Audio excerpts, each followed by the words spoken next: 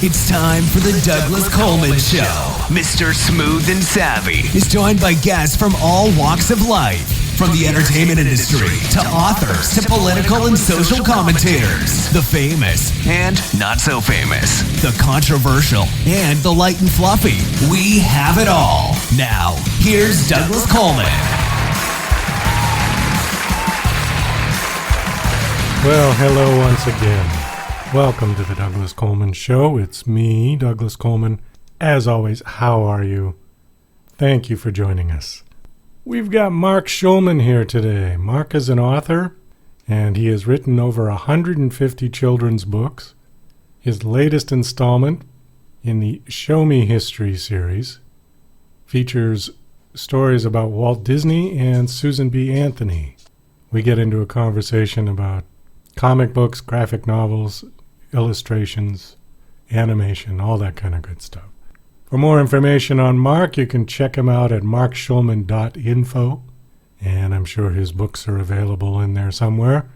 There's probably a link or two.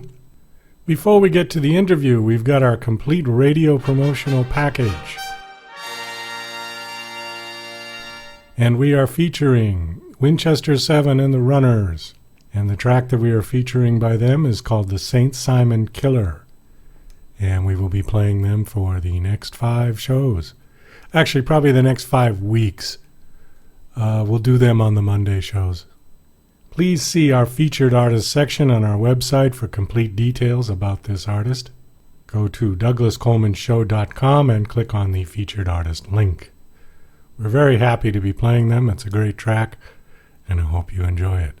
So, without further ado, here is the St. Simon Killer by Winchester 7 and the Runners.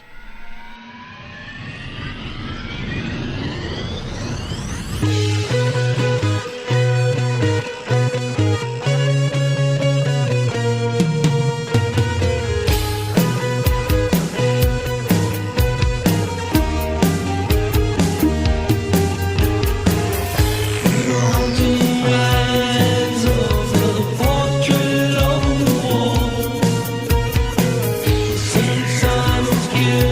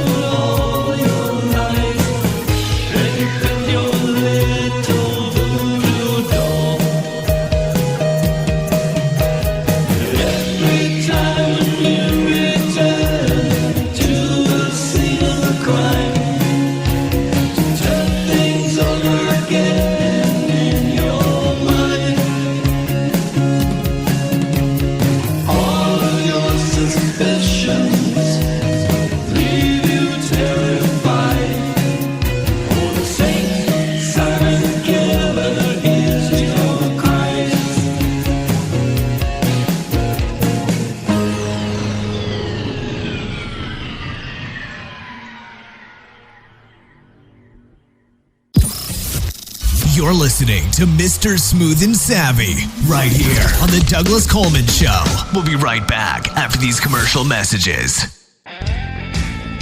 Hi there, this is Stuart Epps, record producer.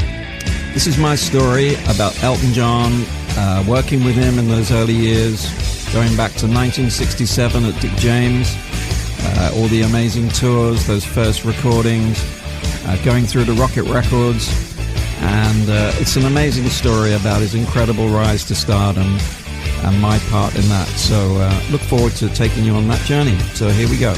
Yeah, and to order this great audio CD, please just email me at stuartepps@talk21.com.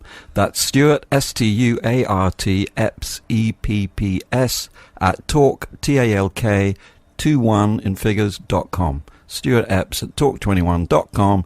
Email me and I'll give you all the details for buying this brilliant audio disc. Thank you. Bye. DJC Music and DJC Productions are pleased to announce a brand new website. We have started a listing website for radio show hosts as well as potential show guests. This is a meeting site where hosts and guests can come together. Show hosts can list their show and types of guests they're interested in booking.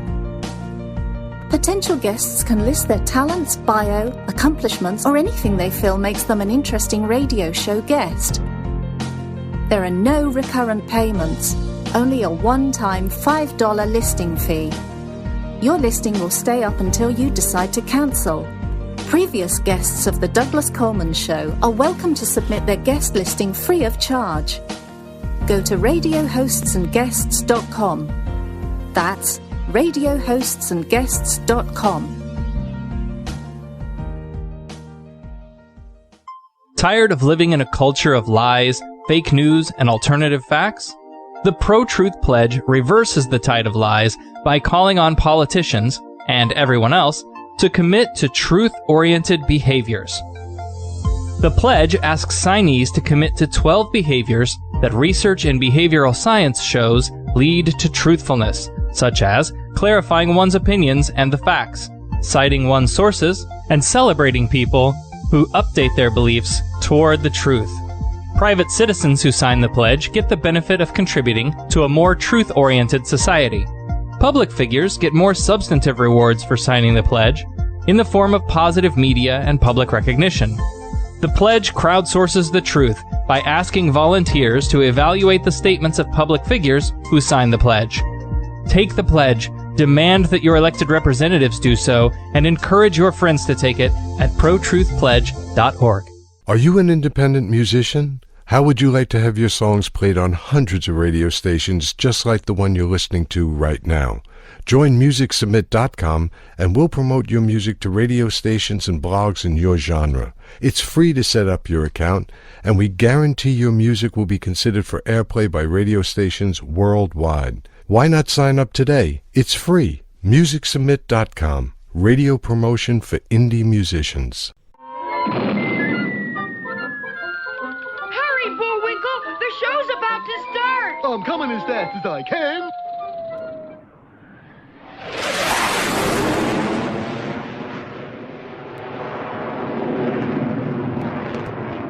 And now... Hey, Rocky, watch me pull a rabbit out of my hat. Again? Nothing up my sleeve. Presto! Ooh, don't know my own strength. Now here's something we hope you'll really like. Okay, please welcome to the Douglas Coleman Show, Mark Shulman. Hey, Mark, how are you? Hi, Douglas. Thank you. I'm fine. Thank you for coming on the show. I appreciate it. You're not the drummer from Pink, right? Yes. I'm also the drummer, the guitar player for Cher, and the rugby player from Australia. Oh, okay. But I'm not the writer of the military histories. That guy's serious.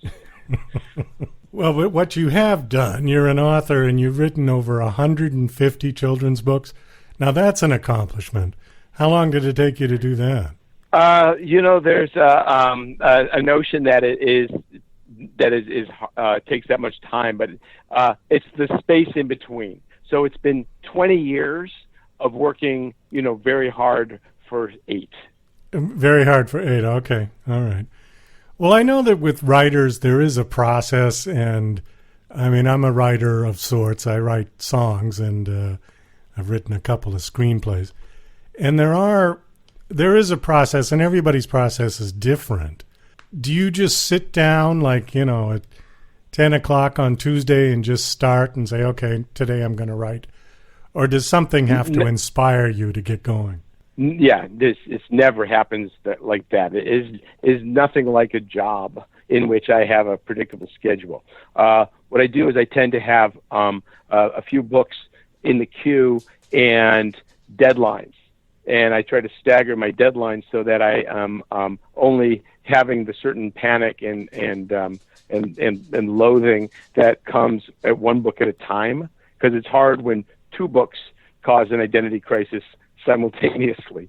So the amount of time you have is in no way proportionate to the outcome. In fact, a lot of books that I've had to do are crash projects that people ask me to take care of relatively quickly. And a lot of books that I've had plenty of time for are still not published. So there is no correlation. But I do know that when I first was married, my wife would say, like, what did you do today? And it started to feel like pressure. And I realized that I said, finally, don't measure me by the day, measure me by the year. And in the course of a year, I will produce a goodly amount of work, but no idea what the day-to-day bar chart looks like. So is your work on, what's the word I'm looking for? Like, your publisher gives you an outline, says, we want a book about this. What is that, a commissioned work, I guess? And or do you just send them whatever you want, and they'll take it or not? Both. There are two ways to get a book published. One is to have a vision and a dream and a lot of hard work, and the other is somebody calls you and says help. And so the ideal is a balance of the two. Then you're a professional writer in a world of people who depend on you because they know if they call you, you'll give them what they need. But that doesn't stop me from also spending lots of time on books that nobody's asking me for. And sometimes those books sell, and sometimes they don't. But the way that works best, like for instance with the Show Me History books, the publisher, he sat down with me and with James Buckley, who is the other producer writer on this project, the partners on this, said, I want to have a book, basically a comic series, graphic series for kids that will be a little more funny and a little less sort of deep, fully pulling people into all of the facts. Can you do that? So yes, but what we were given was nothing more than that, and we were lucky to be able to come up with a series that has done just really well, and how much of the response has been that we should keep doing it. So, are you under contract with them, or are you freelance with them, with your publisher? We agree. We sit down at the beginning of a cycle and we say, we've just finished these books. How many books do you want next? And then we do it on that level. So I'd say we're somewhere in between. Oh, I see. Okay. Sort of, we're like general contractors that they call because they know we can do it, and we have already established the ability to do this. And then we bring in the artists and the colorists and the inkers and the letterer, and everybody else is people that we end up bringing in ourselves. And then the publisher gets the completed book. Now, somebody else does the animations, correct? Yeah, exactly. We have different illustrators. Some are, get as much work as they can, and others come in and out. But the book, there's not enough time for one person to do the whole series, because we have 20 books currently slated. 10 or 12 are out already, and the rest are in process. But we can definitely keep the covers the same, and we can definitely keep the general look and feel the same. But inside, we have a number of different artists. So how involved are you with the actual animator? Because depending on what they create, could radically alter the sort of feeling of your book or your vision of what the story is supposed to be, wouldn't it? Yeah, absolutely. So we do everything in steps. First, when the manuscript is finished, it looks very much like a film script. And you actually can see on one side of the page is the art direction, the other side is the text, and special effects and all are listed in there. And then the illustrator will come back with roughs, and roughs are napkin doodles of how the page will look, just so you can see this will be a full page, this will have small bits moving, this will be a standard, 6 boxes. And then once we agree on that and we know what's happening, they go to the pencil stage. Then at that stage, all of the illustration is done. It's just done in pencil, which means obviously we can make changes. Then comes the inks, and then it's final. And when we do the ink stage, then the colors can come in right away. And that's how we end up doing it. It's 4 passes, and then the letterer and all the text and everything have to work. It's a lot of balls to keep juggling at the same time. Now, the actual illustrations, cartoons, animation, whatever you want to call it, how much of that is hand-drawn and how much of it is computer-generated? Well, all of it is hand-drawn. I mean, sometimes they use a computer for some of the parts because, if you've got a guy standing in front of a building and the building doesn't change, it might as well be the same building. So for that, they will do that. But by and large, I'd call it mostly handwork with a blend of copied or manipulated art, but it's 100% drawn by hand. Just sometimes that hand is using a stylus on a piece of glass instead of a pencil.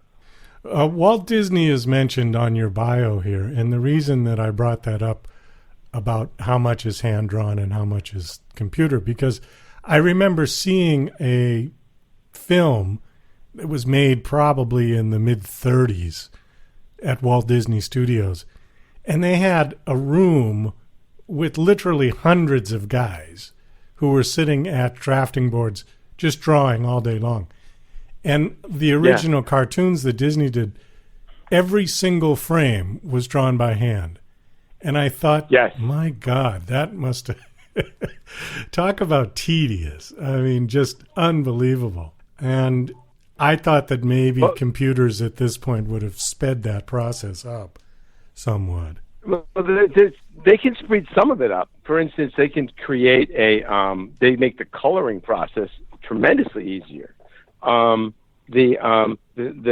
second part of that is that because we can duplicate art sometimes, we can have, if the illustrator has drawn a cannon, he can draw it in 3D and then have it move around in 5 different perspectives, and the reader doesn't know.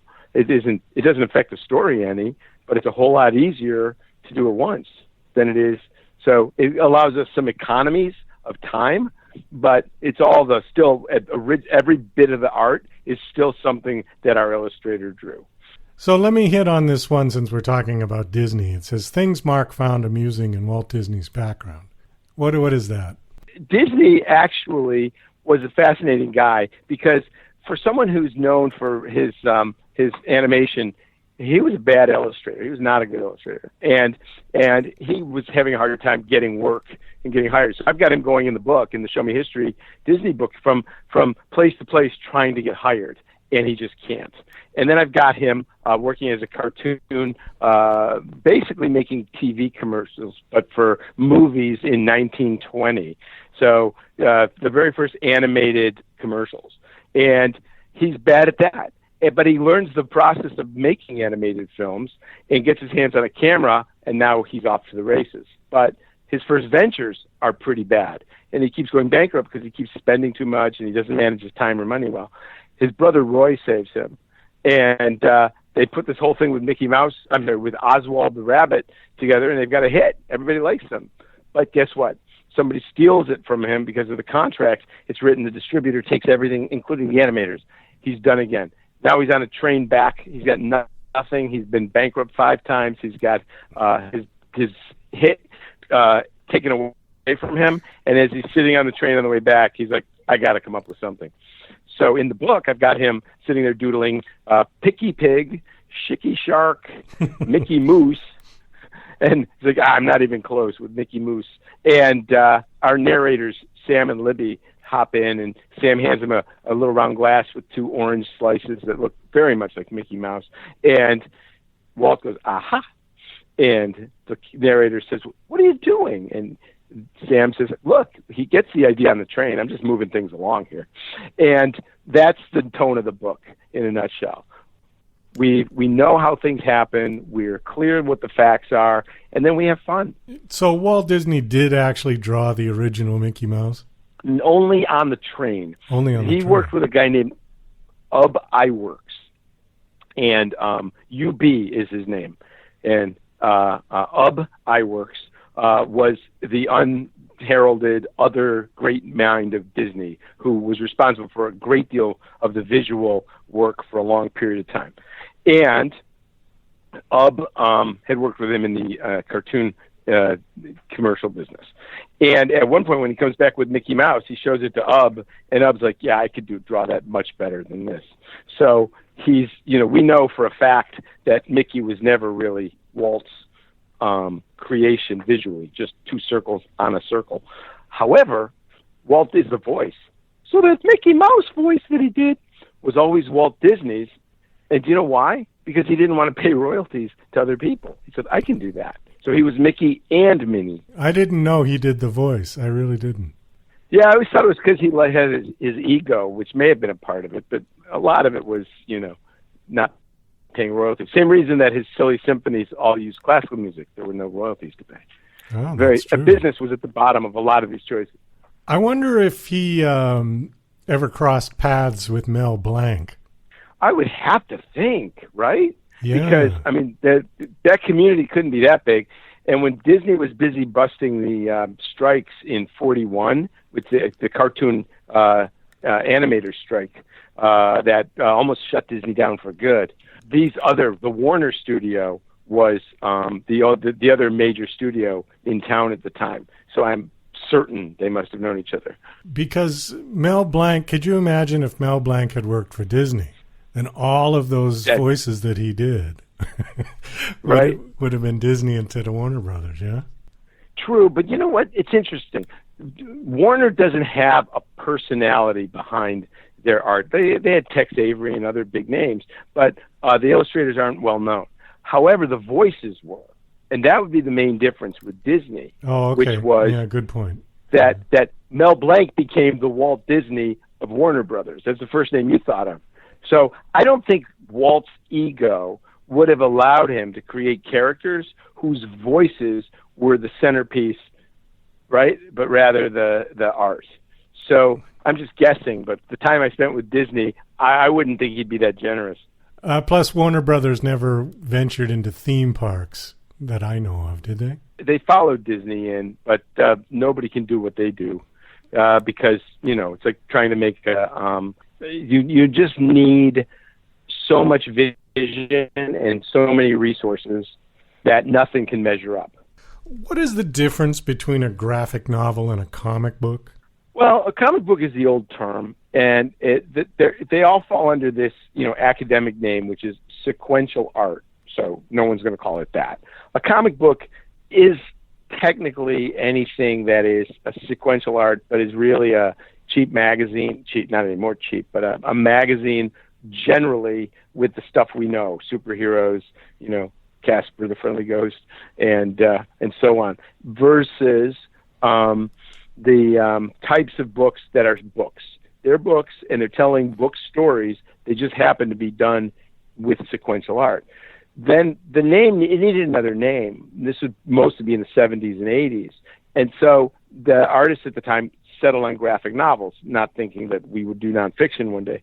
So the graphic novel is a more respectable, better quality, larger format usually, and it's something that is meant to stand alone as a piece of literature. And a comic book tends to be a magazine that isn't meant to be more than superheroes or aliens coming at you. Your series is called Show Me History. How many of Show those, Me History. How many of those have you done now? We've done at the moment. There's going to be 20 Show Me History books by this time next year, and those books will be out. Right now, I think there are 12 out, I believe. The newest ones are the Walt Disney book, the Susan B. Anthony book. There's a Benjamin Franklin book that I think just has come out. And so with Susan B. Anthony, the timing of the book was right in line with her 100th anniversary, with the 100th anniversary of women's getting the right to vote. That came in February. Oh, so okay. there was some other news at the time, so we might have missed it. But that was when that book got released. And these books are basically aimed at kids from 8 to 12, yeah? 8 to 12. That's the sweet spot. I mean, honestly, I write also for adults. The books are supposed to be funny. The books are supposed to be informative and in a kind of a hey, did you know way, rather than it's a book report obligation. But you'll get a lot of information out of them, absolutely. The books are not meant to be exhaustive biographies.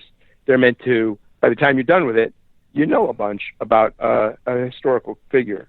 And that's the most you're going to hope for. You know, when you were talking about that and making it funny, do you remember the cartoon Sherman and Mr. Peabody? Of course. Because that was historical. They would always take the Wayback Machine and go somewhere in history.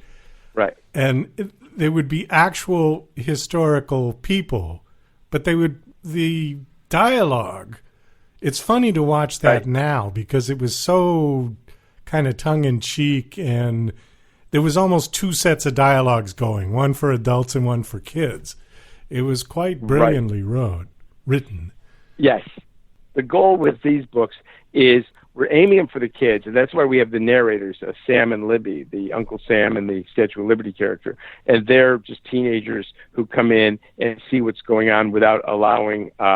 They break the fourth wall. They get these guys doing things they wouldn't do in their time period. I have communication between Aaron Burr and Alexander Hamilton that's by text, and it's just you see the front of the phone and the back and forth that leads to the duel. I'm not going to tell you how it ends, though. And there's quite a lot of that because we have the magic of whatever we can imagine. So why not make the book suddenly do things that aren't expected and give some joy to the reader? Just make them happy that they picked up the book and come out with enough trivia that sticks with them for the rest of their lives. That's more you can hope for from one book. Now, are these actual books or are they e-books, or how are they distributed? They exist both as regular printed books and also as e-books.